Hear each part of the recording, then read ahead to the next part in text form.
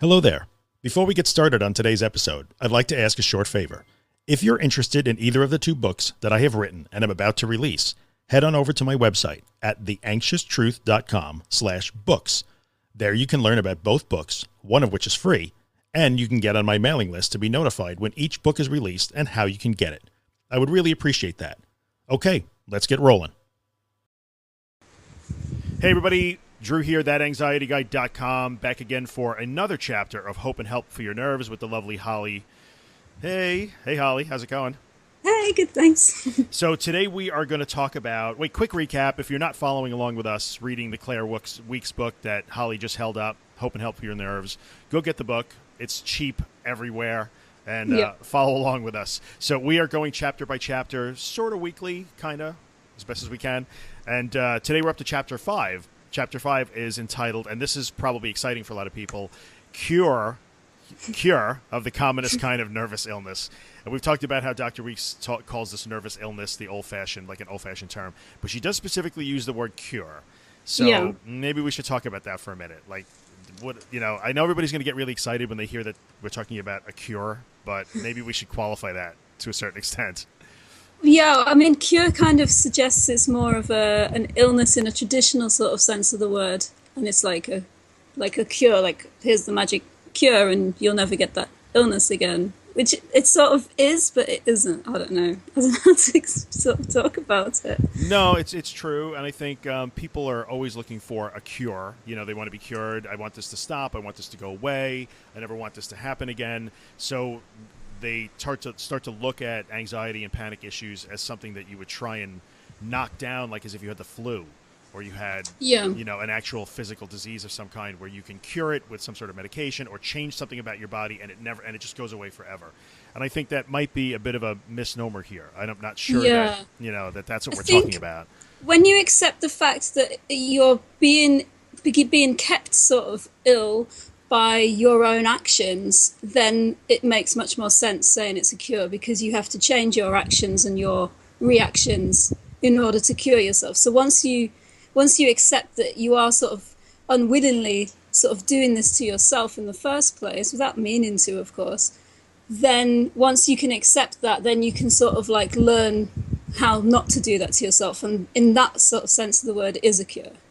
Yes, that's very true, but it's a different kind of cure, so it's really important to keep that in mind. There's no magic wand in the book here that's going to magically make it all just go away. So your word cure should probably be taken with a bit of a grain of salt here, but that is the way she entitles the chapter, Cure of the Commonest Kind of Nervous Illness. So it's a tiny little chapter in the book. It's literally a page. It's 2 pages, yes, 2 sides. On my phone, I have to flip maybe 3 times in the Kindle app to read the whole thing, but it's tiny. That's it. Yeah, that's it. It's so small, but it is actually the foundation upon which her whole philosophy is built. So I think it deserves its own 20 minutes or so. So we'll go through it. Because she lays out her sort of 4 cornerstones, I guess we can call them, of how to get through these issues and how to get past them, how to learn to master them, and how to learn to live a normal life again. So I guess let's talk about it. You started with a good note. It's too simple for me. Let's talk about that. Yeah. Well, she says that lots of people that will read the book will say, when they read the 4 things of what you're supposed to do, they're just like, this is far too simple for me. Obviously, I'm suffering it much worse than anyone that this book is meant for. So therefore, it's going to take something much more drastic to cure me. And she says, like, it isn't. And just because it's simple, it doesn't mean that it's easy. Like, just because these 4 things that you do, it sounds so simple when you say what you're supposed to do. But simplicity doesn't mean that it's easy. They're 2 different things. That is 100% correct. I say it all the time. It's a really simple plan, but it can be really hard to execute because of what it takes. So I guess we'll get into it. She talks about her principles of treatment, and it's such a simple plan, and she talks about 4 things, and they are facing, accepting, floating, and letting time pass. And each one of those things we could probably talk for an hour about easily. Yeah. Because each one is its own skill that you have to first understand what it is, and then start to learn actually how to do it consistently and with good results. So I think the biggest issue here that most people have when they start to look at this and, well, this is what I have to do, is that it is exactly 180 degrees opposite of what you think you should be doing. So we should probably touch on that, because that is a huge impediment to many, many, many people. Completely counterintuitive when you first get started with this. Completely. Yeah, absolutely. Because so like she sort of like says it as well in the book. She goes through how a person ends up doing the complete opposite. So she says, like, let's look at the person that she described in the previous chapter, like the typical sufferer of nervous illness.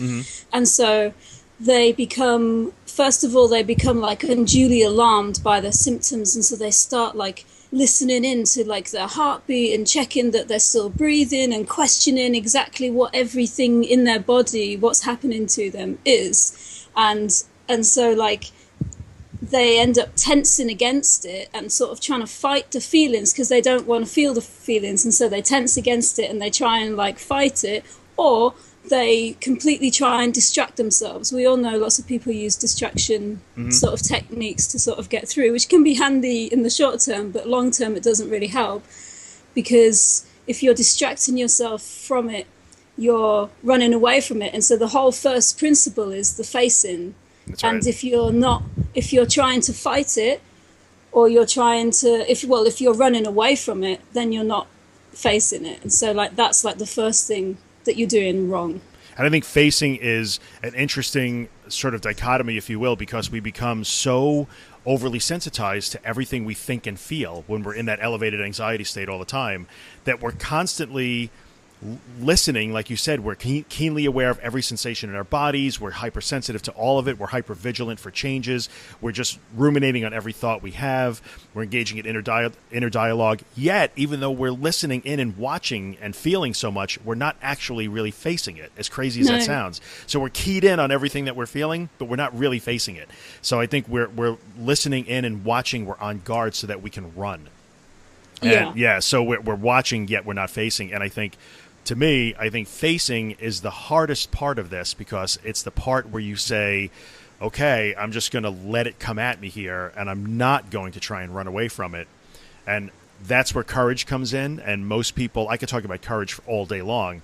It's just part of the equation. You can't not, you have to have some in order to get through this. It's just the way it is. And I think I always try and remind people that being courageous or being brave isn't about not being afraid. It's about being afraid, but doing it anyway.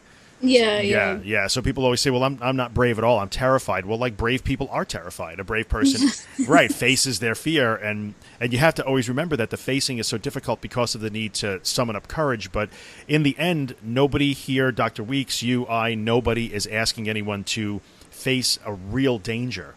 No. Right, we're not asking. Nothing's actually going to happen. That's exactly right. And it's so important to remember that no one, because sometimes when we talk about these things, when I talk about these things, people are like, you're crazy. There's no way. Like, how could you make me do that? It's like, well, we're not really making you do anything, and nobody's asking you to stand up to a loaded gun or walk through fire. There's really no actual danger here. So I think that's why facing is important, but the hardest part. And if you can't get into facing, you can't do the other three.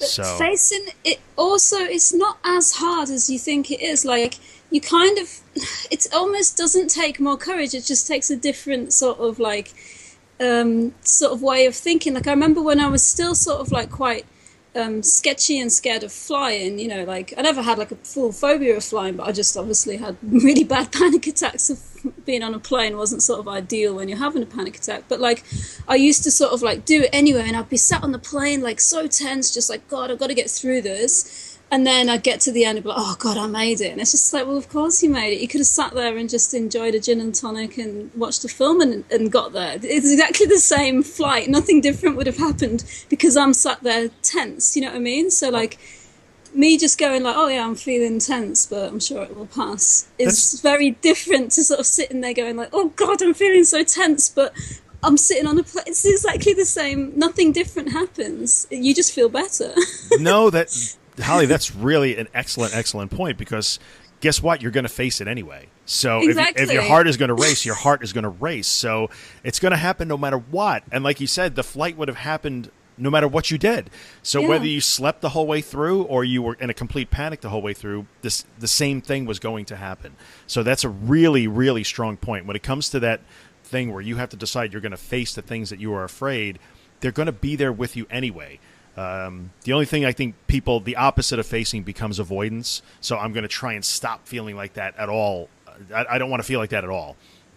And that becomes a problem. I think that's the biggest impediment to truly facing what you're doing is I'm just going to do whatever I have to do to make sure I never feel this way. And, well, then you wind up with a really shrunken lifestyle and restrictions and things that nobody likes. So, yeah, facing. Absolutely, you have to actually face it as opposed to face it. You can't avoid it or can't run away from it. That's the way it's going to have to be. So number 2 that she talks about is accepting, which I think there's a subtle difference between facing and accepting, but there is a difference.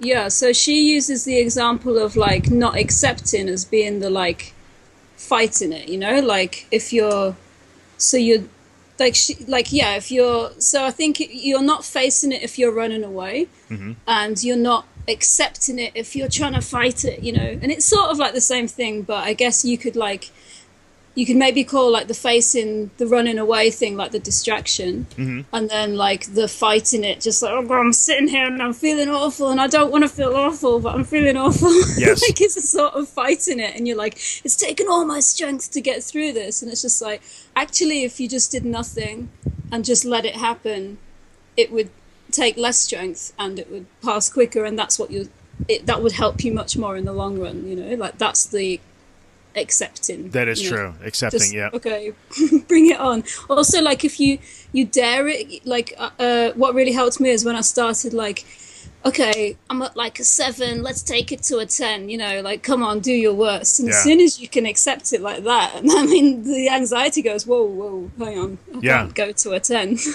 I'll go to a 2. That's very true. And I think accepting really means truly, I mean, the word is obviously accepting, but not only is it not fighting, but it's truly deciding, okay, I am going to believe this rationally, even though emotionally I won't, that this is okay, it's actually normal, it's totally harmless, and even though it doesn't feel that way, I'm going to accept that to be true. So you have to start from that premise. So facing would be, don't avoid it, you know, go into the situations that are going to make you anxious and afraid and panicky, and then accepting is, don't go in it and just try and grit and white knuckle your way through it. You're not powering your way through it. You should just be calmly moving through time as it goes past.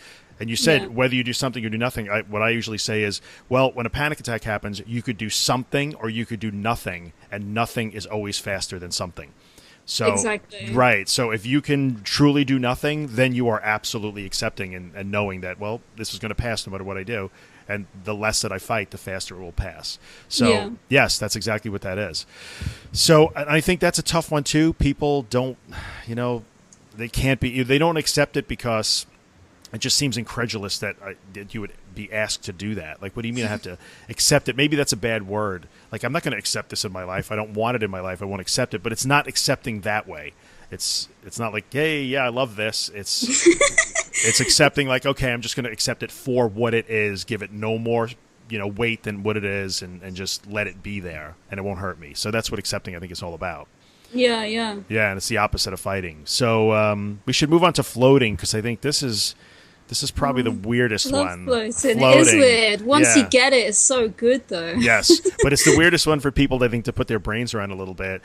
To me, everybody interprets it a little different. I interpret floating as almost exactly what the word is. So this is also the opposite, because if you're going to face it, so you're not going to avoid it, you're going to go into those panicky situations, you're going to accept it by not fighting it. And how do you not fight it? You float. So floating is how you accept it. That's the way I look at it. Yeah, to me, it's sort of just, I took it as like, just don't think about it. Don't just, you know, just like, don't even think about it. When I was quite having a bad time at the beginning of this pregnancy, I was feeling really bad, and I was like, you know, getting stored up in the house. That's a weird way of putting it. I was not going out of the house. Sure. And I just knew I needed to get out, and I wanted to go swimming because I wanted to like keep doing exercise and sort of feel quite healthy and stuff. And so the pool is like on the other side of town. It's completely walkable, but I was just like, oh, I don't know. And it'd be like this big build up, like, could I actually leave the house to go to the swimming pool? And I was just like, oh, do you know what? I'm just not going to think about it. I'm just going to walk out the door, like almost in like a sort of daze, and just walk down this just one sort of step at a time. But like I wasn't even thinking about it. Just and then before I knew it, I was at the swimming pool. And before I knew it, I was then literally floating in the water. Yeah. Because she has a really nice bit. We'll move on to it in another chapter. But when she talks about the floating in more detail, she says like sometimes people like to imagine it as like sort of walking through deep, cool water. And I would just be in the pool, just like, oh, I totally get what she means. Yes, just yeah. like literally, it is sort of just like floating. Just don't think about it. Just keep going and just, you know, let whatever's happening happen and just carry on, sort of thing. You know, it's not like a carry on. It's just a hey, carry on. Yeah, and I think if you can face and you can accept, then only can you learn to float. So floating does incorporate accepting. You know, I'm just going to accept that it's here. I'm not going to fight it. And I think floating is where the actual skill comes in. To me, facing and accepting are more mental. Like, okay, I'm going to decide to put myself in that anxious situation, like going to a supermarket or whatever it is. You know, accepting is also a mental thing. Okay, it's a frame of mind. But floating are where the actual skills come in. Yeah. So like you said, moving through cool water, not thinking about it, but that's a skill. You have to learn how to let your thoughts come and go without engaging them. You have to learn how to breathe properly. You have to learn how to relax your muscles. You have to learn how to stay in the moment. You have to learn how to take one step at a time. Like you said, walking to the pool, how to deliberately slow everything down when all you want to do is run like crazy. So this is where floating is the mechanics to me of a lot of the mechanics of exposure in CBT are in floating.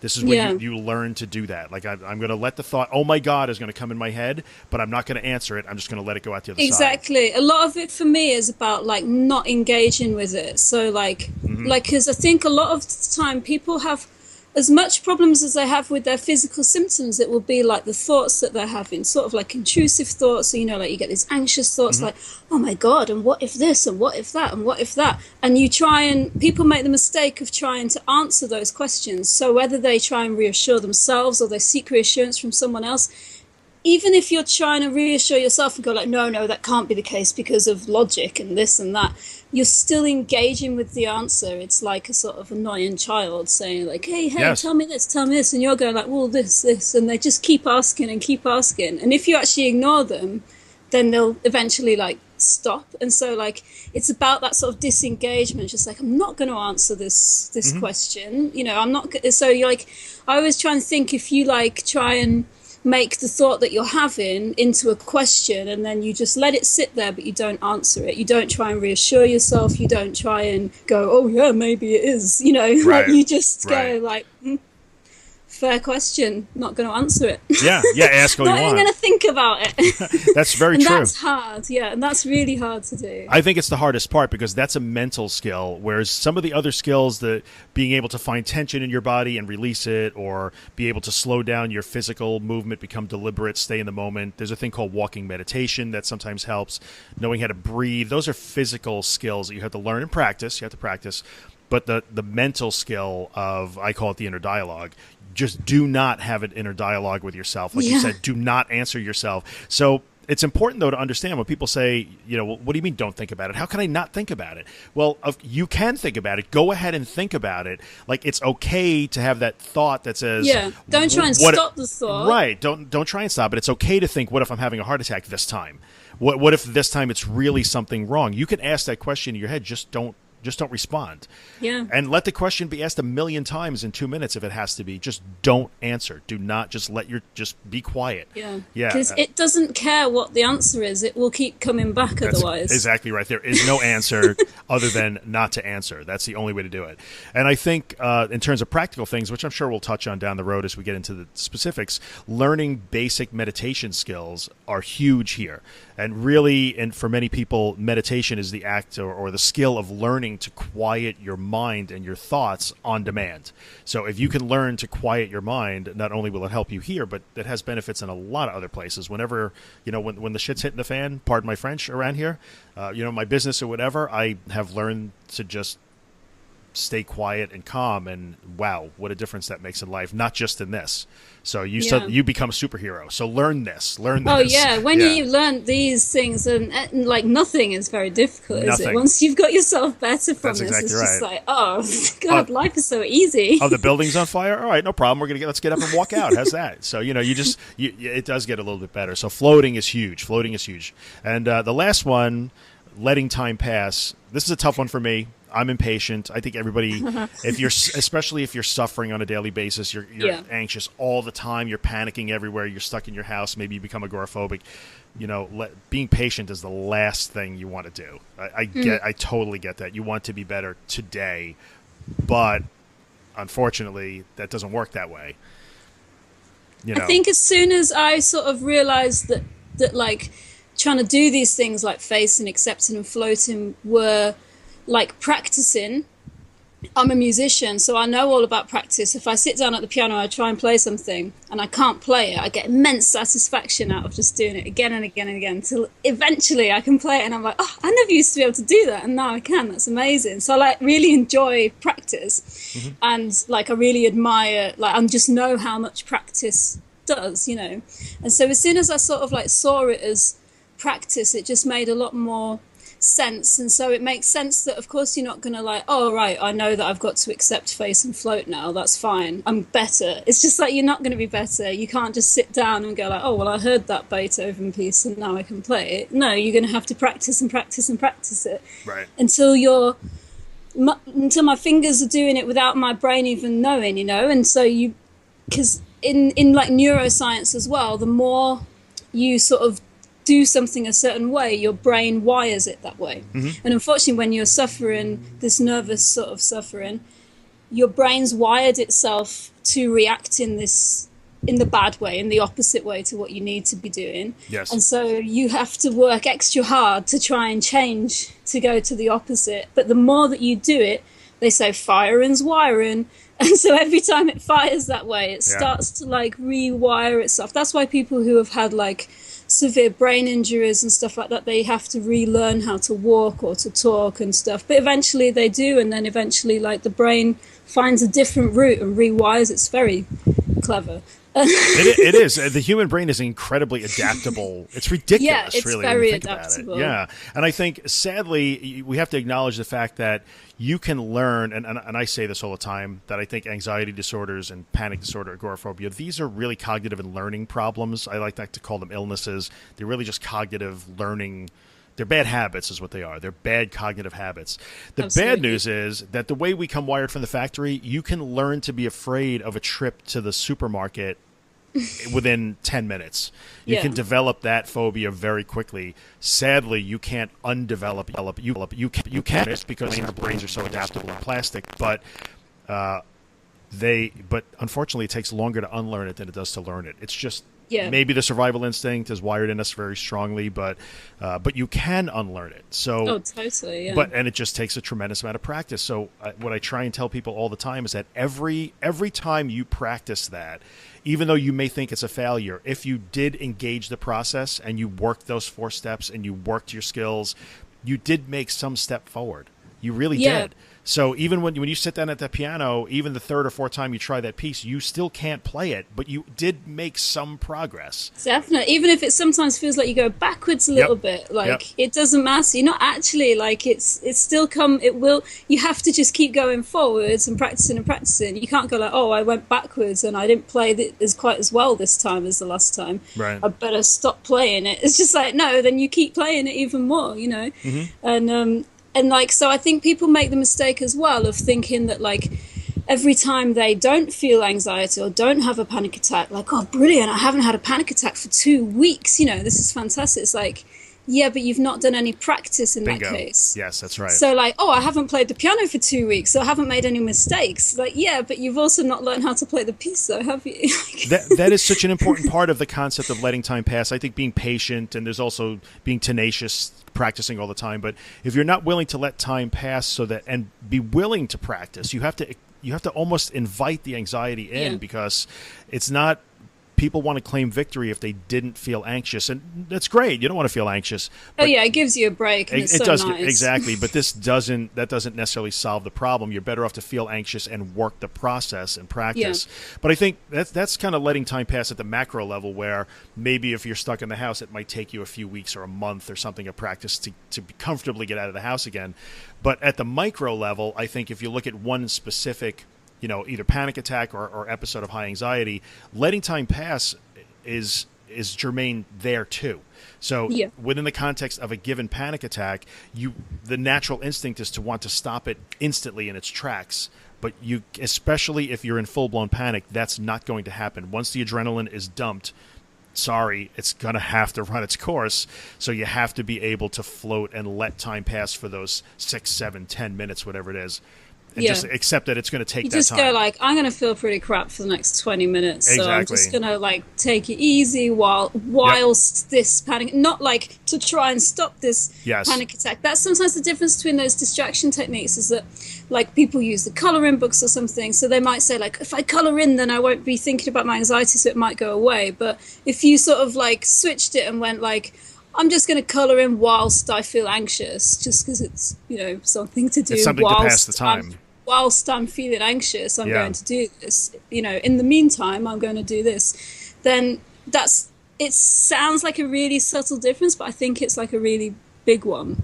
It's like, I'm not going to color to try and stop having a panic attack. It's like, I'm going to just color whilst I'm having a panic attack. I think that combines. A very big difference. It is a huge difference. It's subtle, but it's huge. And it combines, I think, accepting and floating.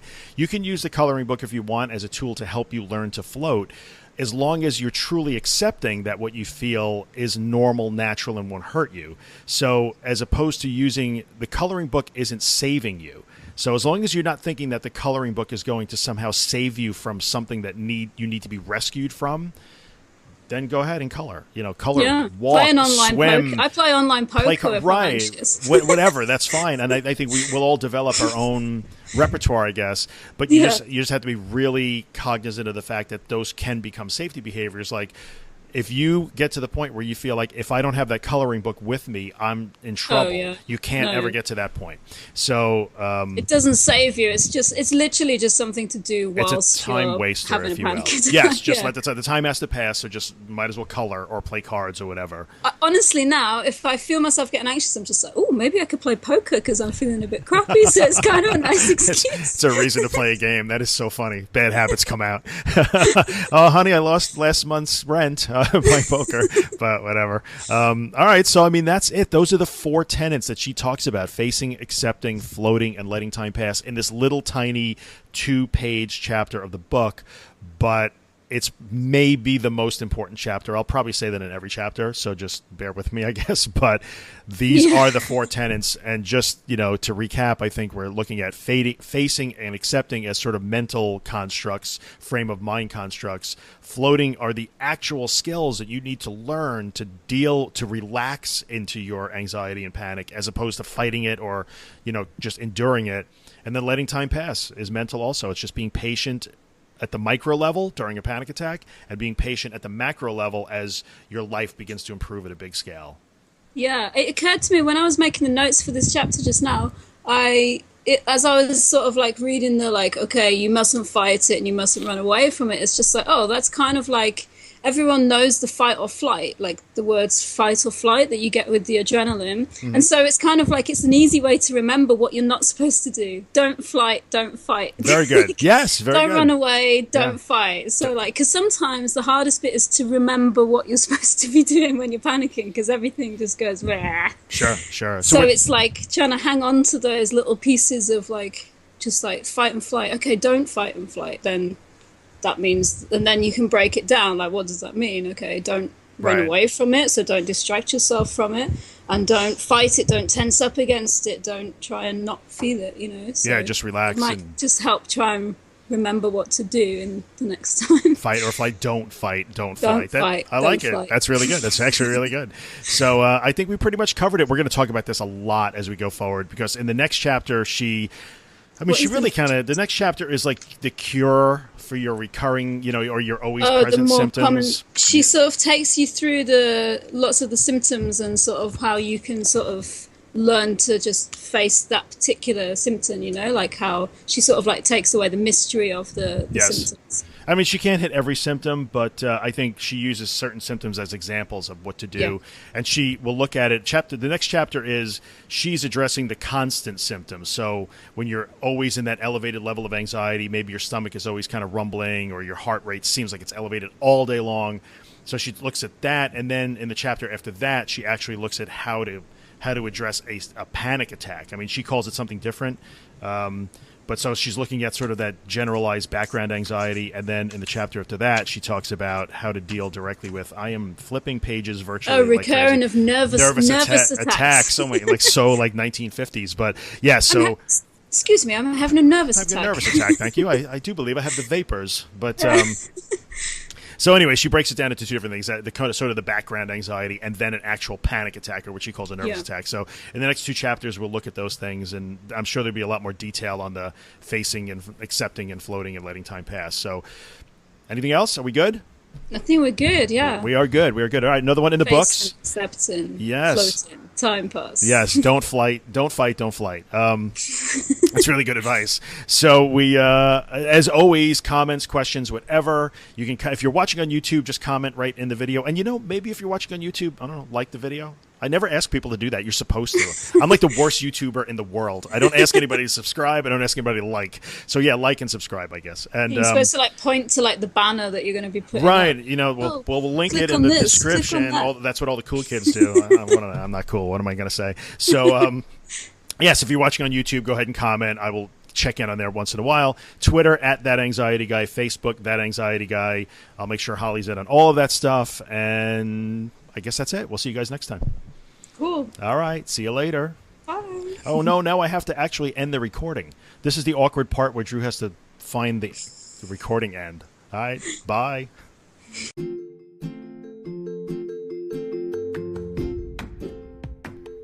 Hey, what's up, guys? Drew here.